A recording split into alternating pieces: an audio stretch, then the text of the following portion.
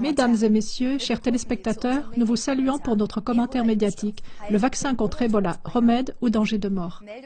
Les informations sur Ebola dominent sur les médias principaux. Le Canada annonce qu'il peut livrer à l'OMS le premier vaccin contre Ebola. Celui-ci sera bientôt disponible. Mais, comme les informations s'accumulent, rapportant que dans les pays africains concernés, des symptômes d'Ebola apparaissent de plus en plus souvent chez les personnes qui justement ont reçu l'injection contre Ebola et que celles-ci en meurent, il est bon de rappeler de nombreux événements similaires du passé.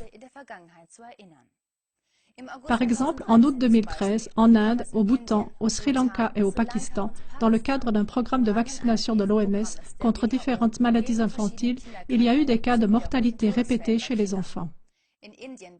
Suite à cela, en Inde, le programme de vaccination a été stoppé, mais il a repris sous la pression de représentants de l'OMS et après d'autres cas mortels, il a à nouveau été arrêté. Ce qui est le plus intéressant, c'est de constater que le vaccin en question n'était autorisé dans aucun pays industrialisé, mais recommandé dans les pays en voie de développement. En juillet 2013, la CDC, la Direction de l'hygiène publique américaine, a avoué qu'entre 1955 et 1963, plus de 98 millions d'Américains ont été vaccinés une ou plusieurs fois contre la polio et qu'une partie des vaccins contenait un virus qui déclenche le cancer. On estime que 10 à 30 millions d'Américains ont reçu ce vaccin d'essai. Au milieu des années 1970, il y a eu un désastre de vaccination. Sur ordre de la CDC et du président US Gerald Ford, la pression a été mise sur les Américains pour qu'ils se fassent vacciner contre une épidémie mortelle de la peste porcine qui était imminente. 50 millions de personnes ont été entraînées dans la panique et ont reçu un vaccin anticipé qui a provoqué chez 20 à 40% d'entre eux de forts effets secondaires dont la paralysie et la mort. L'ironie amère, c'est qu'il n'y a eu que quelques cas isolés de cette peste porcine.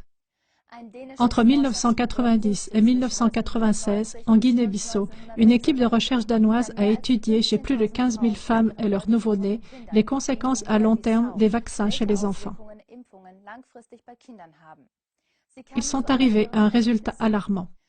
Lors du contrôle suivant, il y avait eu parmi les enfants qui avaient reçu la vaccination classique presque 2 fois plus de morts que chez les enfants non vaccinés. Dans les années 90, au Nicaragua, au Mexique et aux Philippines, à l'initiative de l'OMS, des millions de femmes de 15 à 45 ans ont reçu le vaccin contre le tétanos, mais pas les garçons et les hommes. Cela a intrigué une organisation laïque catholique et suite à cela, elle a fait analyser le vaccin. Il était composé d'une hormone qui provoque l'interruption de grossesse chez les femmes enceintes et qui agit comme stérilisant chez les femmes en général. Rappelons-nous la grippe porcine de 2009. La vaccination a été instaurée de façon anticipée par l'OMS à cause du statut de pandémie et sans test clinique suffisant.